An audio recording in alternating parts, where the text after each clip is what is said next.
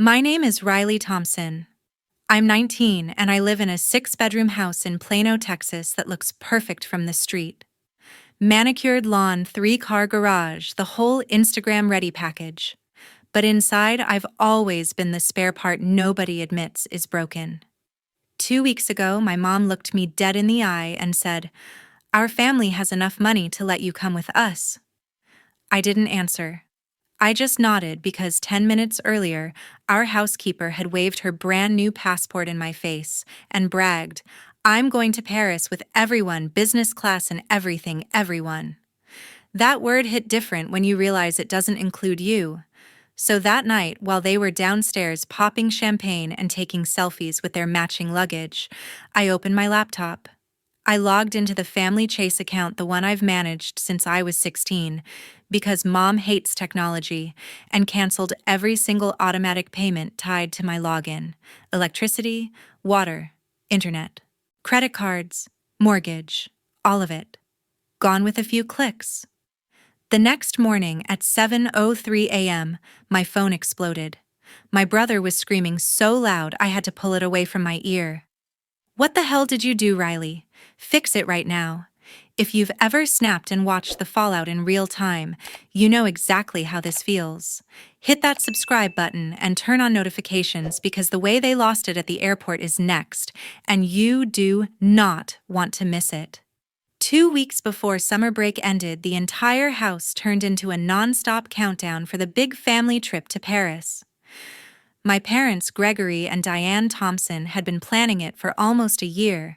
2 full weeks, business class tickets, a suite at a 5-star hotel right off the Champs-Élysées, the kind of vacation people post on Instagram and pretend they do every summer.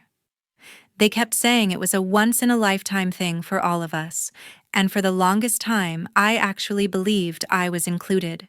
Mom started dropping little comments the moment the itinerary landed in the group chat. "It's really expensive this year with the exchange rate," she'd say while scrolling through designer stores on her phone, or, "We'll see how everything shakes out," whenever I asked about my plane ticket. I brushed it off at first because she always talks like that when she's stressed about money, even though we live in a neighborhood where the houses start at 7 figures and nobody actually worries about groceries. Then my older brother Blake Thompson, 21 and the starting quarterback for Texas Tech, came home for the weekend with a brand new Rimowa suitcase still wrapped in plastic. Dad slapped him on the back and told him he deserved it after carrying the team last season. Blake spent the whole afternoon packing protein powder, noise-canceling headphones, and enough cologne to gas an entire airplane cabin. He kept asking if I was excited to see the Eiffel Tower at night, like it was already locked in for me too. A couple days later, Mom took our housekeeper Carla Morales, who's been with us for 18 years, on a shopping trip to North Park Center. They came back loaded with bags from Nordstrom and Louis Vuitton because Mom insisted Carla needed outfits that matched the family when we all walked through the airport together. Carla was glowing, trying on sunglasses in the kitchen and laughing about how she'd never flown business class before. I stood there holding the grocery list and listened to them plan which cafes they wanted to hit first. Meanwhile, my passport sat expired in a drawer. I'd reminded Mom 4 separate times that it needed renewing before the trip, but every time she said she'd take care of it next week. Next week never came. When I brought it up again, she waved me off and told me not to worry so much, that everything was under control. I started to feel the first real twist in my stomach, but I still didn't want to believe what was happening right in front of me. What nobody ever admitted out loud was that I'm the one who handles every single bill in the house. When I was 16, Mom decided she hated dealing with online banking, so she made me an authorized user on the main Chase account and handed over all the logins. Since then, I've been the person who sets up every automatic payment: electricity, water, internet, the mortgage, the credit cards, Blake's extra athletic fees, even Netflix and the pool service. I know every due date, every password, every linked card. They joke that I'm the family accountant, but it's never been a joke to me. By the end of that second week, the departure date was circled in red on the kitchen calendar, and 4 plane tickets were printed and sitting in a neat folder on the counter. 4, not 5. I stared at them long enough to memorize the seat numbers, then closed the folder and put it back exactly where I found it. That same evening, I was folding laundry in my room when Carla knocked and pushed the door open without waiting for an answer. She was holding a navy blue passport like it was made of gold and waving a printed boarding pass in her other hand. "Look at this," she said, eyes shining brighter than I'd ever seen. "Business class aisle seat, the whole thing. Your mom said I'm basically family now, so I'm coming to Paris with everyone." I forced a smile while my stomach dropped straight through the floor. Carla kept talking about how Mom had taken her to the expedited passport office that morning and paid the extra fee to have it ready in 24 hours. She even showed me the little gold stamp on the first page and laughed about finally getting to use the Louis Vuitton weekender Mom bought her. I nodded in all the right places, told her that was amazing, and waited until she left to close the door and lean against it. Less than 5 minutes later, Mom appeared in the doorway holding a glass of white wine, wearing that soft voice she uses when she's about to say something she knows I won't like.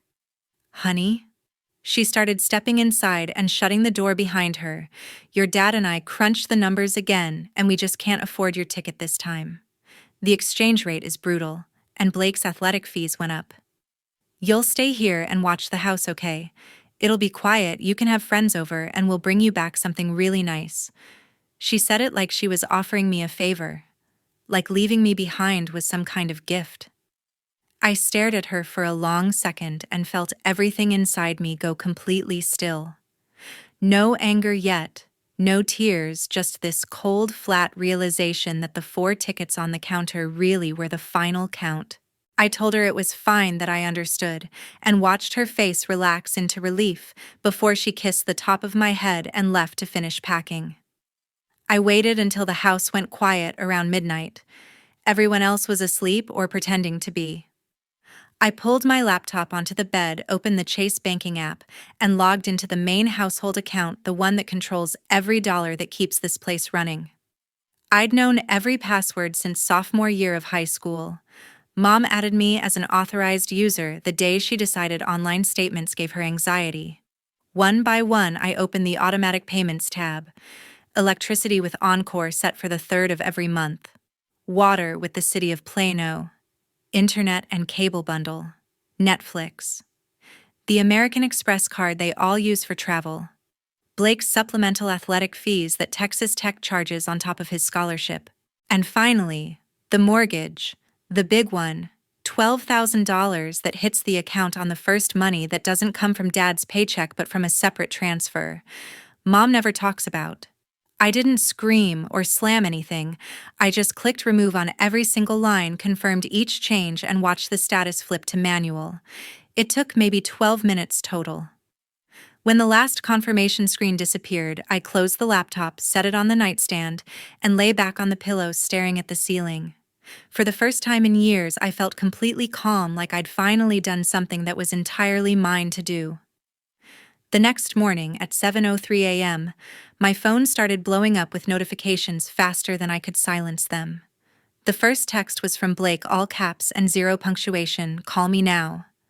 Before I even sat up, the screen lit again with Mom's name, then Dad's, then Blake, a second time. I let it ring out and walked downstairs to make coffee like it was any other Saturday.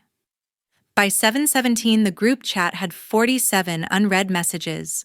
They were already at DFW Airport, standing at the American Airlines counter when the agent swiped Dad's platinum card for the extra checked bags, and the reader flashed red. Declined. Dad tried the backup card. Declined again. Mom handed over the card linked to the household account, the one they use for everything. Same result. The agent told them politely that without payment, the bags weren't boarding the plane. They turned around and drove the 45 minutes home in dead silence. When the garage door rolled up, I was sitting at the kitchen island eating cereal. The second they stepped inside, they realized the house was completely dark, even though the sun was blazing outside. No air conditioning hummed, no fridge compressor kicked on, no Wi-Fi light blinked on any router. Dad flipped the light switch in the foyer 3 times before it sank in that the power was out. Mom tried the faucet for coffee water and got nothing but a weak sputter. Blake stormed straight toward me, face red and veins standing out on his neck. "Fix it right now, or I swear to God you're done," he yelled, phone still in his hand like he was ready to dial someone who could force me. I set my spoon down and looked at him without blinking. Dad started demanding passwords, saying they had a plane to catch, and this wasn't the time for games. Mom was already crying, mascara streaking, as she begged me to stop whatever I'd done because the trip was paid for and we could talk when they got back. Carla hovered behind them, clutching her new weekender like a shield. "Riley, don't ruin everyone's vacation," she said, voice shaking a little, as if she actually believed I was the one destroying something that had never included me in the first place. I stood up slowly and walked to the entry table where Mom kept her favorite antique vase, the pale blue one with the hand-painted cranes that had belonged to her mother for 40 years. They all froze when I picked it up. Mom reached for my arm, fingers closing tight around my wrist while she pleaded again for the logins. I pulled away harder than I meant to, and the vase slipped, hitting the marble floor with a sound like ice breaking. 1,000 porcelain shards scattered across the foyer and into the living room. The room went dead quiet. Mom stared at the pieces like someone had died. Dad's mouth opened and closed without sound. Blake looked from the mess to me and back again, fists clenched so hard his knuckles went white. Carla took one step back, hand over her mouth. I met their eyes one by one and spoke for the first time since they walked in. "You chose her over me?" I said, voice completely flat. "Enjoy figuring it out." Then I stepped over the broken porcelain, walked upstairs, and locked my bedroom door. Around noon, while Blake was still screaming about passwords, the doorbell rang once, sharp and expensive. I opened it to find my grandmother, Vivian Caldwell, standing on the front step in a cream linen suit with a black Range Rover idling behind her, and a driver already stepping out to handle luggage. She took one look at my face and walked straight past me into the foyer without asking permission. Mom was halfway through another round of tears when Grandma Viv raised one hand and the entire room went silent. She didn't shout. She never has to. She simply asked what exactly was going on, voice calm and clipped, like someone used to being obeyed in boardrooms. Dad started explaining about the credit cards and the power and the plane they'd missed. Blake tried to jump in with accusations. Grandma Viv listened for maybe 5 minutes, eyes moving from the scattered porcelain on the floor to the pile of suitcases nobody had unpacked yet. When they finished, she pulled her phone from her handbag and made 2 calls. The first was to her private banker. I heard her say the monthly $12,000 transfer and the mortgage payment on this address were to stop effective immediately. The second call was to her attorney, confirming the same instructions in writing. She ended both conversations with the same quiet thank you and slipped the phone away. Then she turned to me, expression softening for the first time. "Pack your bags, sweetheart," she said, resting a hand on my shoulder. "You're coming home with me." Mom found her voice first. "Mom, you can't just..." Grandma Viv cut her off without raising her voice. "I can, and I am. You've made your choices perfectly clear." Dad tried next, mentioning how long they'd lived here and how everything was already arranged. Grandma Viv looked at him the way she looks at people who waste her time and told him arrangements could be unarranged. Blake stepped forward like he was going to say something physical, but the driver appeared in the doorway behind Grandma Viv and Blake thought better of it.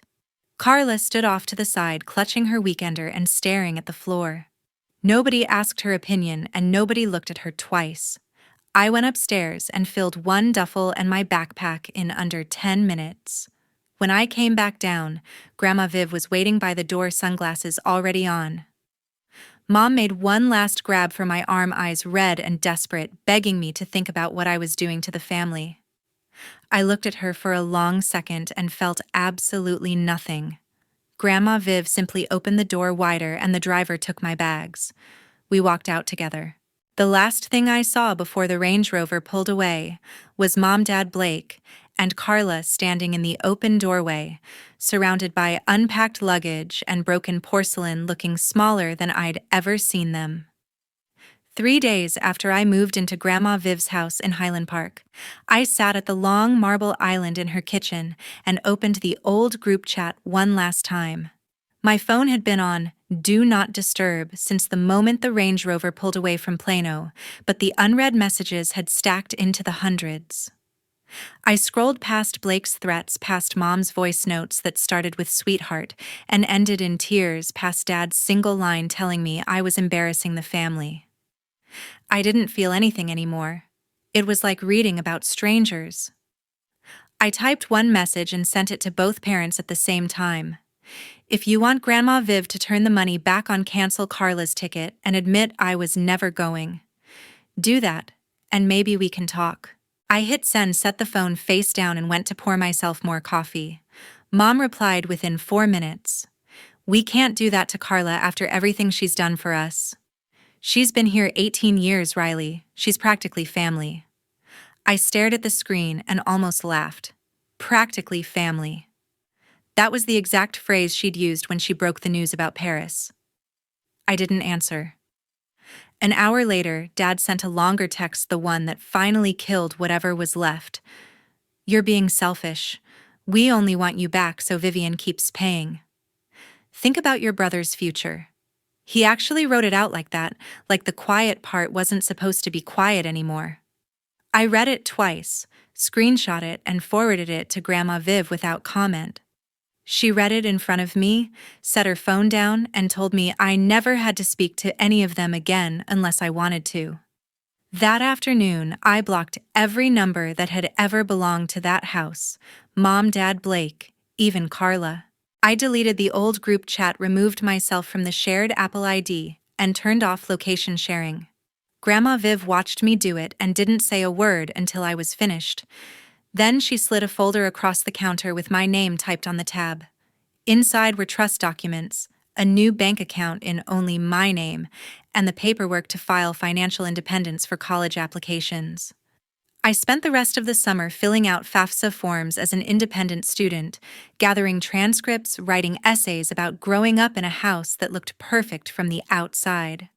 Grandma Viv hired a college counselor who specialized in first-generation and emancipated applicants. Every time I hit submit on another application, I felt the last thread connecting me to Plano snap clean. Blake tried once more near the end of August. He showed up at the Highland Park gate in his truck and told the security guard he was family. The guard called the house. Grandma Viv took the call, listened for 10 seconds, and told them to remove the vehicle or she would have it towed. I watched the whole thing on the security camera from the kitchen. Blake sat in his truck for 20 minutes before he finally drove away. By Labor Day, the house in Plano was operating on generator power and credit cards Dad had opened in his own name. I knew because Grandma Viv's accountant still got the alerts before everything was fully severed. I didn't ask for details, and she didn't offer them. My new bedroom overlooked a pool I never had to clean and a driveway where no one ever parked who didn't belong there. I never answered another message, never unblocked a single number. The last thing I did before school started was change my legal address and update my voter registration. Riley Thompson from Plano, Texas, no longer existed in any system that mattered. Fall semester rolled around and the rumors spread like wildfire through every group chat that still connected Plano to the rest of the world. Blake missed 3 straight weeks of preseason practice because he was driving for DoorDash at night to cover his phone bill and helping Dad move what furniture they could sell before the bank took the rest. The coaching staff at Texas Tech gave him one warning. When he missed another mandatory lift session, they pulled his full-ride athletic scholarship without ceremony. 21 years old and suddenly staring at $40,000 tuition bills with no way to pay. 4 months after Grandma Viv stopped the mortgage payments, the house on Preston Road officially entered foreclosure. The sign went up in the yard the week before Thanksgiving. Neighbors who once waved from their Teslas now looked away when Mom walked to the mailbox. Dad took extra shifts managing a car dealership just to keep the lights on in a 2-bedroom apartment they rented in Frisco. Mom tried to keep up appearances on Instagram for a while, posting old vacation photos with captions about making memories, but the comments turned brutal fast. Carla got laid off right after the first missed paycheck. Mom sat her down in the kitchen that no longer had air conditioning and explained there simply wasn't money to pay her anymore. Carla packed the same weekender Louis Vuitton bag and moved back to Houston to live with her daughter and grandkids. She never reached out to me, and I never expected her to. Blake showed up at the community college I was attending that spring like he belonged there. I was walking out of the library when he stepped in front of me, blocking the sidewalk. He looked thinner eyes, bloodshot, and started yelling that this was all my fault, and I needed to make Grandma Viv fix it. When I tried to walk past, he grabbed my backpack strap hard enough to spin me around. 2 campus officers saw the whole thing from the parking lot, intervened within seconds, and had him in cuffs long enough to run his ID. He is now permanently banned from every campus in the Dallas County system. I filed the restraining order the next day. 2 years later, on my 21st birthday, I received the acceptance letter from the University of Texas at Austin, with a full-ride academic scholarship plus living stipend. My independent FAFSA backed by Grandma Viv's financial sponsorship letter made it possible. I moved into Jester Hall that August with 1 suitcase and 0 regrets. Grandma Viv called me into her study the same week and slid a new will across the desk. Every asset, every trust, every piece of real estate she owns now goes to me alone. Mom's name isn't mentioned once. Grandma Viv said it wasn't punishment. It was simply the consequence of choices that had already been made long before I canceled a single payment. The last update I ever allowed myself to hear came through a mutual acquaintance who still follows Mom on Facebook. My parents finalized their divorce last winter, citing irreconcilable financial differences. Dad moved into a studio near the dealership. Mom took a part-time receptionist job and lives in a 1-bedroom off Beltline Road. Blake works construction, swinging a hammer from sunrise to sunset because it pays daily and doesn't ask questions. None of them have set foot in Highland Park since the day Grandma Viv's driver closed the gate behind us. I never unblocked a single number. I never answered an unknown call. I never drove past the old house to see the new owner's cars in the driveway. Some bridges don't need to burn, they just collapse under their own weight. Real family is the one that chooses you when the money disappears, not the one that keeps you around, because someone else is paying the bills.